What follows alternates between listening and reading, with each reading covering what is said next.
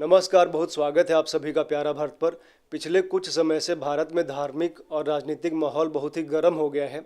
आपको याद होगा कि कुछ महीने पहले बिहार की राजधानी पटना में पीएफआई के ऑफिस पे एक रेड पड़ी थी, तो वहाँ से एक डॉक्यूमेंट प्राप्त हुआ था जिसमें एक यह चीज़ निकल के आई थी कि पीएफआई का उद्देश्य है 2047 तक भारत को इस्लामिक राष्ट्र बनाना है। महाराष्ट्र में भी पीएफआई के ऑफिस पे रेड हुई तो इसी तरह की बातें निकली। अब दिल्ली में रामलीला मैदान में सर्वधर्म समभाव की एक बैठक हो रही थी जिसमें यह बात हो रही थी। उसमें जो अरशद मदनी का स्टेटमेंट आया है, उनका ये कहना है कि भारत पे सबसे पहला अधिकार जो है मुसलमानों का है और सबसे पहले मुसलमान ही इस धरती पर आए। तो इसी विषय पर चर्चा करने के लिए हमारे साथ कमलाकांत त्रिपाठी जी हैं, जो कि काशी विद्वत परिषद के महामंत्री हैं। सर, बहुत स्वागत है आपका। सर, ये जो मदनी का बयान आया है कि इस्लाम सबसे पहले आया, भारत की भूमि पे पहले पैगंबर जो हैं इस्लाम के हुए, क्या कहेंगे इस पे आप? तो उनका जो वक्तव्य है जी। वो उन्हीं के द्वारा खंडित हो जा रहा है। पहले आया आया ना, और जो धर्म है वो अनादि है। जी। भागवत में कहा गया है, क्या नाम, वेद प्रणीतो धर्म ह्यधर्मस्तद विपर्ययः जी। वेदो नारायण साक्षात स्वयंभू रीति सुश्रुमा। तो वेद साक्षात नारायण हैं और स्वयंभू हैं। और वेद जो हैं, जितने हमारे अनादिकाल से स्मृति पुराण इतिहास इत्यादि हैं, स्रोत सूत्र गृह सूत्र, जितने ऋषि हैं, षड्दर्शनकार, महर्षि जैमिनी हैं, महर्षि व्यास हैं, सबके साहित्य को यदि हम देखते हैं तो उसमें कहीं भी ऐसा उल्लेख नहीं है कि वेद किसी के द्वारा रचित है। अनादि गुरु परंपरा से वेद का अध्ययन अध्यापन आज तक चला आ रहा है। और किसी हमारे राजाओं का संरक्षण प्राप्त रहे उसके लिए दूसरी बात है। सर्वथा संसार से विरक्त होकर के अरण्य जंगल में रहने वाले ऋषि महर्षि ब्राह्मण और अन्य क्षत्रिय इत्यादि जिनका वेद में अधिकार है, वे वेद का संरक्षण आज तक करते हुए चले आ रहे हैं। तो वेद अनादि हैं, अनंत हैं, और वह धर्म में प्रमाण है। अच्छा, वेद किसी ने लिखा नहीं है, वो वेद किसी, हाँ, अनादि है। जी। हाँ, सारे लोगों ने, हमारे सारे ऋषियों ने, वाल्मीकि ने, व्यास ने, जितने ऋषि हैं स्मृतिकार, मनु भी न विवाह विधा उक्तम विधवा वेदनम क्वचित। तो विधवा का विवाह किया जाए ऐसा वेद में कहीं नहीं लिखा है, यह मनु बोल रहे हैं। ठीक है। इसका अर्थ यह है कि मनु भी यह मानते हैं कि वेद अनादि हैं। मनु के काल में भी वेद अनादि के रूप में प्रतिष्ठित है। ठीक है। अच्छा, मदनी जो बोल रहा है, जो हम लोग मानते हैं हिंदू सनातन धर्म में, मदनी अभी हमने हर्षचरितम कादम्बरी 6वीं शताब्दी में बाण भट्ट का महाकाव्य है। जी। तो गद्य काव्य है। तो उसमें कहीं भी ऐसा उल्लेख इस्लाम का नहीं आया है। उस समय पूर्ण रूप से सनातन धर्म और हर्षवर्धन का जो दिग्विजय था वो दूर तक था। हो सकता है उसके थोड़े साल बादों में मोहम्मद का जन्म हुआ है, तो मोहम्मद से इस्लाम है। मोहम्मद के पहले इस्लाम नहीं था। अब इस्लाम क्या है, जो उनके यहाँ भी सनातन परंपराएं चली आ रही हैं वेद मूलक, वो उसी तरह स्वीकृत हैं। थोड़ा बहुत उसमें विकार आ गया है। मोहम्मद का नमाज वाला जो प्रकरण है वही है। ठीक है। विवाह इत्यादि का और अन्य अन्य जो आचार हैं, उन आचारों को देखा जाए तो बहुत कुछ सनातन धर्म से मिलता है। सत्य, अहिंसा इत्यादि धर्म के रूप में वो भी मानते हैं। और विशेष पर्व पर जो पशुओं की बलि होती है, यह बलि भी हर्षवर्धन माने हर्षचरितम में बाण भट्ट ने लिखा है कि किसी अरण्य वालों के लिए, जंगली जो आदिवासी हैं, जो जंगल का वो बनाता है, रक्षण करता है, तो वन महिषाणाम नवमी महोत्सव, जंगल के जो भैंसे हैं उनके लिए वह नवमी का महोत्सव है। तो नवमी के दिनों में दुर्गा को बलि दी जाती है। तो बकरीद का भी काल है वही है। मोहम्मद के बहुत पहले से जो बकरे की बलि इत्यादि आ रही है वही स्वीकृत है उनके यहाँ, कोई नया नहीं है। उन्होंने एक उपासना की पद्धति को नमाज के रूप में प्रस्तुत किया है, वही उनका है। शेष जो खाना है, पीना है और अन्य आचार विचार है, धर्म के रूप में जो मान्य है, कन्या को दूसरे को देना चाहिए, कन्या से विवाह पिता न करे, भाई न करे, दूसरा करे, इत्यादि जो सनातन धर्म है वही सब उनके यहाँ पहले से जो चला रहा है वो स्वीकृत है। उनके यहाँ तो गौमांस खाना भी है, परिवार में ब्याह करना भी है। गौमांस परिवार में विवाह नहीं है उनके यहाँ भी, नहीं, उनके यहाँ अपने ही परिवार में विवाह नहीं है। वो जैसे अपने यहाँ भी दक्षिण भारत में मातुल कन्या से विवाह होता है तो मातुल कन्या बहन मानी जाती है, और फुआ की जो कन्या से विवाह दक्षिण भारत में, ये सब है। तो इसको हमारे कुंवर भट्ट ने दुराचार कहा है। तो कुछ अपने यहाँ भी इस तरह की प्रथा चलती है, वो वेद मूलक नहीं है। उसी तरह से उनके यहाँ इस तरह की जो प्रथा चली है उसमें शास्त्र मूल नहीं है। उनके यहाँ भी क्या नाम है, ये देखा जाता है कि हमारे कुल के बाहर ही विवाह होना चाहिए। अच्छा, अरशद मदनी का जो स्टेटमेंट है, जो हम लोग हिंदू धर्म में मानते हैं कि मनु आए, उन्होंने ही सृष्टि की रचना की, उन्हीं के संतान हम लोग हैं, मनु से मनुष्य हुए। तो बोले मनु भी अल्लाह की पूजा करते थे। ऐसा नहीं, मनु अल्लाह की पूजा कहाँ से? अल्लाह जो है हमारे यहाँ लोग सिद्धांत कौमुदी व्याकरण है, सिद्धांत कौमुदी है, उसमें हे अम्बा, हे अक्का, हे अल्लाह, दुर्गा का पर्याय अल्लाह शब्द है। वो दुर्गा जी हैं। अल्लाह की प्रसन्नता के लिए, अल्लाह को प्रसन्न करने के लिए बता रहा हूँ ना, जो बकरीद नवमी के समय पड़ती थी, अब उनका महीने में दिन परिवर्तन होता जाता है तो आगे बढ़ जाता है। वो जो बकरीद उनके यहाँ जो बकरे की बलि दी जाती है वो अल्लाह को बलि दी जा रही है, अल्लाह दुर्गा जी हैं। अच्छा, देवी का पर्याय है अल्लाह। वहाँ तो देवी की पूजा नहीं होती इस्लाम में, तो वो तो कोई एक भी महिला देवी की पूजा होना, अल्लाह की पूजा होती है ना, अल्लाह देवी हैं। हमारे यहाँ सिद्धांत कौमुदी व्याकरण का ग्रंथ है, उसमें अम्बा, अक्का, अल्लाह, अम्बा जिसको अम्मा कहते हैं, तो अल्लाह का अम्मा अर्थ है उनकी भाषा में, और संस्कृत में उसको अब्बा कहते हैं। उन्हीं को अल्लाह कहते हैं। जो तो भगवती जो देवी हैं, दुर्गा, उमा, पार्वती, उन्हीं का नाम अल्लाह है। तो पार्वती की पूजा तो मनु भी करते हैं।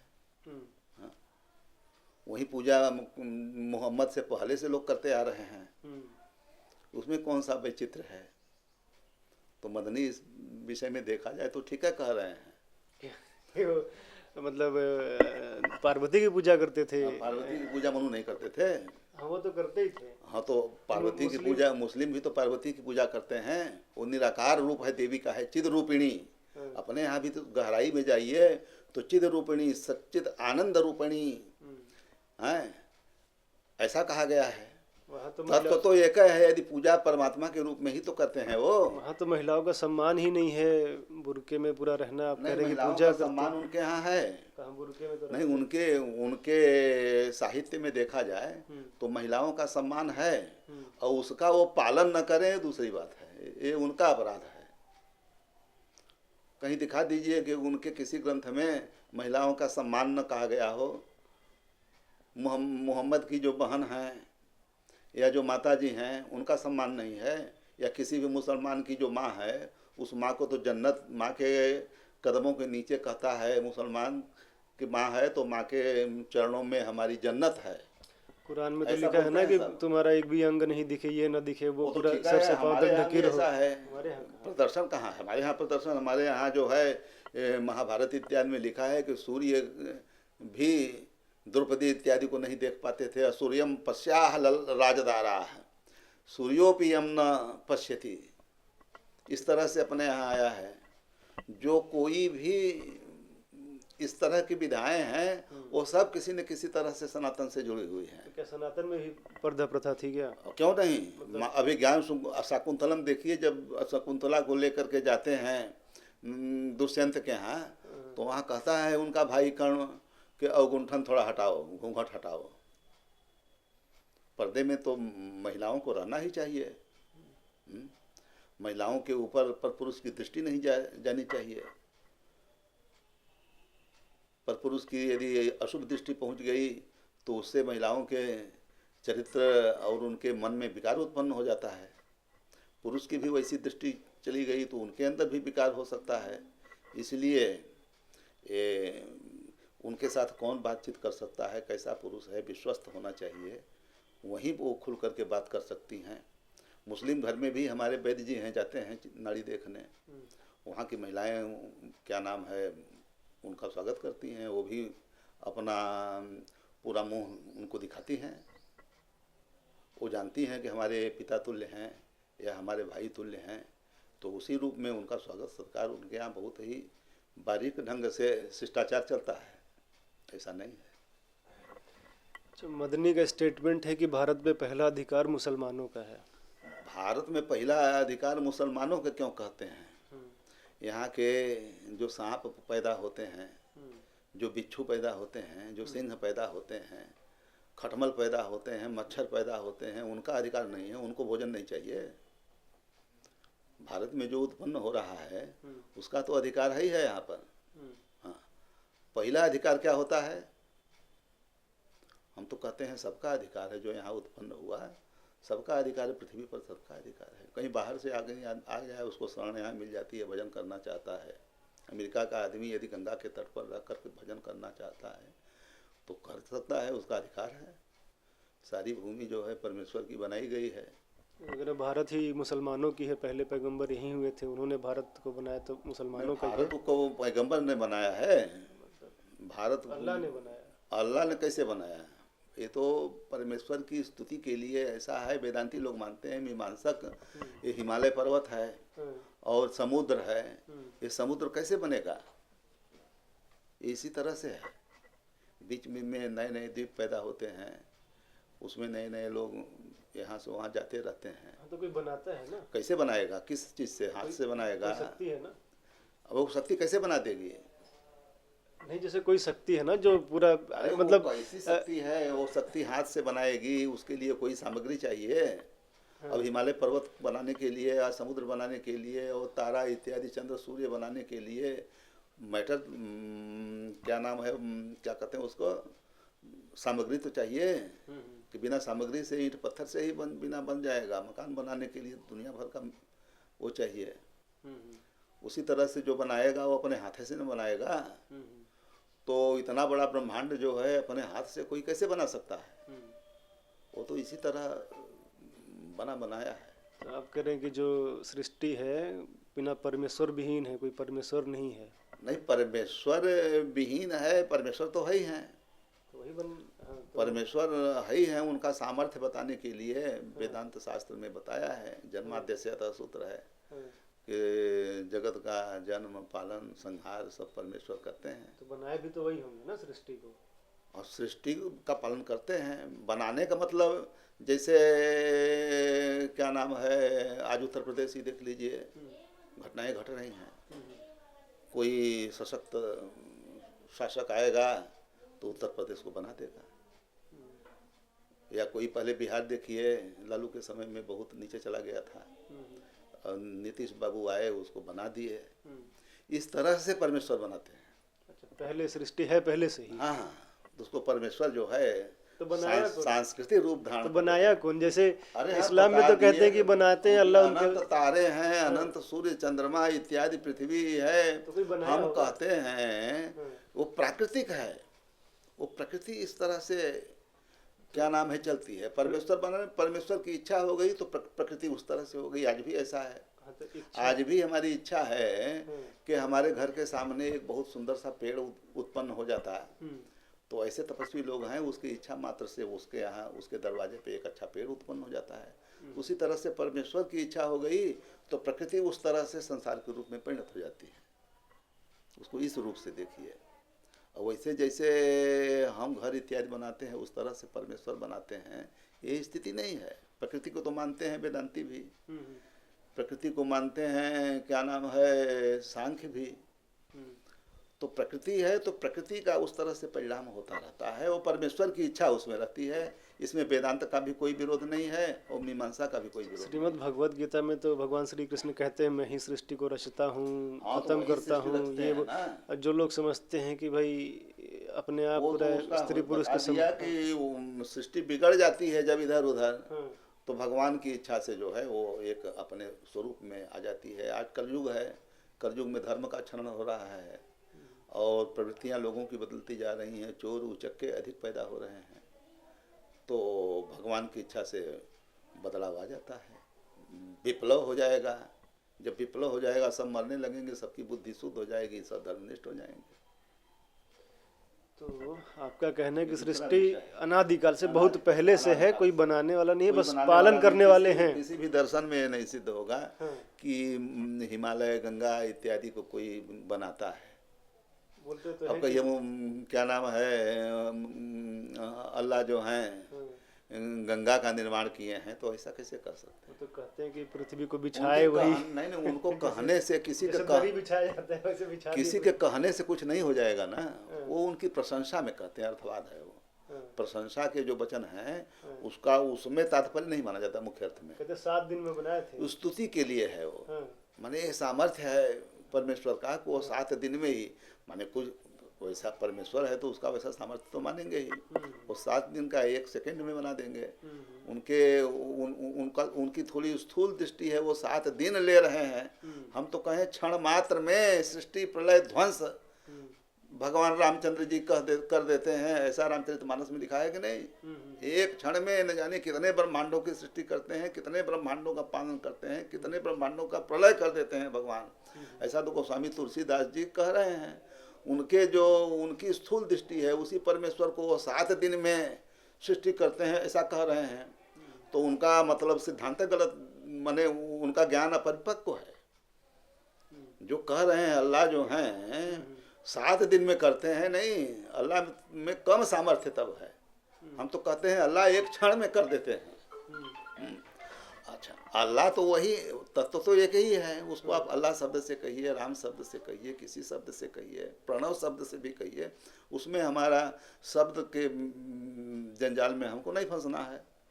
हाँ, तत्व तो एक ही है। ये तो नहीं कह सकते कि उनके भगवान दूसरे हैं, हमारे भगवान दूसरे हैं, ऐसा तो भी नहीं कहेंगे। तो मारपीट किस बात से होती है? ये तो उनको परमेश्वर मानते हैं, अल्लाह शब्द से परमेश्वर को स्वीकार करते हैं, तो परमेश्वर तो एक ही है, वो ही मानते हैं। हाँ, हम भी परमेश्वर को एक ही मानते हैं। हाँ, उनके नाम अनंत हैं, हरि अनंत, हरि कथा अनंता। दुर्गा भी वही है, नारायण भी वही है। तो लड़ाई किस बात की है? लड़ाई होती है ना लड़ाई धर्म को मूर्खता की है, हाँ, मूर्खता की लड़ाई है। लड़ाई। मूर्ख लोग लड़ते हैं, बुद्धिमान लोग, विद्वान लोग अपना काम करते हैं। अच्छा, स्वामी प्रसाद मौर्य का जो बयान आया है रामचरितमानस पे कि कुछ चौपाइया ढोल गमार शूद्र पशु नारी सकल ताड़ना के अधिकारी, वो स्वामी प्रसाद मौर्य जो हैं, क्या नाम है, सत्ता के लोभी आदमी हैं, इधर से उधर जाते रहते हैं। एक फोटो आया था फेसबुक पर, वो मायावती जी का, बहन माता मायावती जी का चरण स्पर्श कर रहे हैं। ठीक है, अच्छा है। किसी ब्राह्मण का चरण स्पर्श करना होगा तो भाग जाएंगे, गाली देंगे उनको। तो उनका चरण स्पर्श करते हैं तो उनको कुछ चाहिए, कुछ स्वार्थ होगा। ब्राह्मण को गाली देंगे तो ब्राह्मण से कोई प्रयोजन नहीं होगा। गाली देने से और लोग प्रसन्न होंगे तो उनका लाभ लेना चाहते हैं। तो ये सब विद्वेष मूलक है। गोस्वामी तुलसीदास जी की जो चौपाई है वह समुद्र का वचन है। समुद्र जब अनुनय विनय को नहीं स्वीकार करता है तो भगवान जो है बाण तानते हैं, तब कहता है ढोल गंवार शूद्र पशु नारी सकल ताड़ना के अधिकारी। तो उसमें अपने को गंवार कहता है कि मैं गंवार हूँ, जड़ हूँ, चेतना हमारे अंदर नहीं है। आपने बाण से प्रताड़ित करने को सोचा, तब हमारे अंदर चेतना आई। तो ढोल गंवार तो ताड़न का अधिकारी है ही है। ताड़ने का मतलब प्रताड़ना ही आप ले रहे हैं, मारना पीटना। ताड़ने का मतलब कि मार्ग पर जितने अनुशासन से आए उतने अनुशासन में उसको रखना है। अब कोई महिला है, वो उजड़ है, वो पूरे परिवार को बर्बाद करना चाहती है, तो उसके प्रकृति स्वभाव को देखेंगे। वो 2-4 लात खाने से यदि सही रास्ते पाती है तो 2-4 लात वहाँ पर टालना है। तो केवल नारी के लिए, यदि कहने मात्र से वह रास्ते पर आती है तो उसके लिए कहना मात्र टालना है। ये नारी नहीं, अन्य किसी के लिए भी कह सकते हैं, पुरुष के लिए भी तो हो सकता है। हाँ, तो पुरुष में गवार आ जाएगा ना। अच्छा, और नारी जो है बत बरद मुग्धा युवतयः, उनका स्वभाव विचित्र होता है। अब उन परिवारों से पूछिए जिनके यहाँ नारियों का उपद्रव परिवार को समाप्त कर दे रहा है, तो वहाँ पर तो सभी के लिए, पुरुष भी तो नहीं, पुरुष तो गंवार कोठी में आ गया ना, गंवार कोठी में आ गया। तो गंवार है वो नहीं जानता है तो वो लात घुसे का अधिकारी है, ये है। नारी भी यदि वैसी है तो बिना लात के तो भूतों नहीं मानते हैं, यह दृष्टि उनकी है। यद्यपि इसमें नारी इत्यादि सब अप्रासंगिक है, केवल गंवार को लेना है। वो नारी ढोल इत्यादि अलंकार के लिए है। नारी को सर्वथा न स्वातंत्रम क्वचित स्त्रिया है, नारी के अधीन ही हमारी कुल परंपरा है। यदि नारी क्या नाम है स्वच्छंद विचरण करना चाहती है, किसी दूसरे के यहाँ रहना चाहती है, तो वहाँ उसका 2-4 डंडा नहीं लगाएंगे तो तब कैसे हमारी कुल परंपरा शुद्ध बचेगी। तो वहाँ तो पीठ पर उनके 4-5 डंडा लगाना जरूरी है। सभी जगह लिखा है। फिर मनुस्मृति में तो यह भी लिखा ना, यत्र नार्यस्तु पूज्यन्ते रमन्ते तत्र तो देवता। उनका सम्मान तो है ही है, वैसी नारी का भी सम्मान है। नारी के अपमान के लिए हमारे शास्त्र में गोस्वामी तुलसीदास जी ने नहीं कहा है कहीं। वो तो यही कह रहे हैं कि नारी विरोधी है तुलसीदास जी। नारी विरोधी नहीं है। नारी यदि उन्मार्गामिनी हो रही हैं तो उनको तो माने दंड चाहिए ही।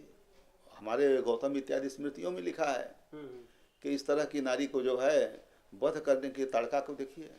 विश्वामित्र का ये भी देवता बड़े प्रसन्न हुए कि भगवान से कह रहे हैं कि नारी है इसलिए वध के लिए हिचको मत, ये बहुत उपद्रव करने वाली है, सीधे उसको ऊपर भेज दो। तो ताड़का को भगवान ने ऊपर भेज दिया। इसमें तो ये लग रहा है ना कि ढोल हो गया, शूद्र हो गया, गंवार हो गया, पशु हो गया, नारी इसको मारना ही चाहिए। ये निकल क्या रहा है? प्रताड़ित करना नहीं, प्रताड़ित यदि वो सही मार्ग पर है तो क्यों प्रताड़ित किसी को करेंगे? सही या गलत की तो बात ही नहीं हो रही है, समुद्र तो बोल ही नहीं रहा है। वो प्रकरण और प्रकरण देखेंगे, धर्मशास्त्र देखेंगे, उसके अनुसार हम चौपाई को लगाएंगे तब ना अर्थ लगेगा। प्रकरण क्या है? प्रकरण अपनी निंदा कर रहा है कि आपने हमारे ऊपर जो बाण उठाया वो उचित कदम आपका है, क्योंकि मैं गवार हूँ, मैं इसका अधिकारी हूँ कि आप हमें प्रताड़ित करें।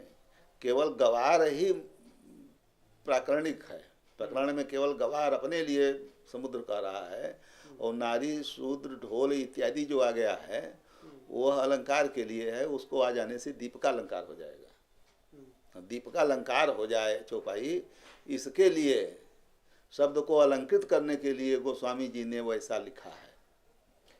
इस पे राजनीति का लाभ ले रहे हैं स्वामी प्रसाद मौर्य। वो कह रहे हैं कि शूद्रों की बात हो रही है, शूद्रों को भी कह रहे हैं कि सकल ताड़ना के अधिकारी, तो कह रहे हैं 6000 जातियां हमारे साथ इसी पे आ जाएंगी, पिछड़े दलित। अधिकारी का मतलब कोई आदमी भजन कर रहा है तो उसको क्यों कोई ताड़ित करेगा? ठीक है, यदि शूद्र जो है उन मार्ग में जा रहा है, किसी को परेशान कर रहा है, पशु पक्षियों को अनर्गल मान रहा है, चुनाव होता है तो यही स्वामी प्रसाद मौर्य जैसे लोग हजारों पशुओं को खिलाते हैं मार मार करके। पंचायत को चुनाव में न जाने करोड़ों पशुओं को मार करके सब मतदाताओं को खिला देते हैं, और मांस पचाने के लिए खूब मद्य पिलाते हैं। इस पर स्वामी प्रसाद नहीं बोलते हैं। ये कहाँ का न्याय है? पशु को मारने के लिए तो आप बता रहे हैं बलि भी न्यायोचित है। नहीं, बलि न्यायोचित नहीं है, जहाँ जैसे विधान है उसके लिए है, ब्राह्मण के लिए नहीं है। वो मांस खाते ही हैं तो देवता को अर्पित करने के लिए खाइए, हमेशा अनर्गल पशुओं को मत मारिए, इसमें तात्पर्य है उसका।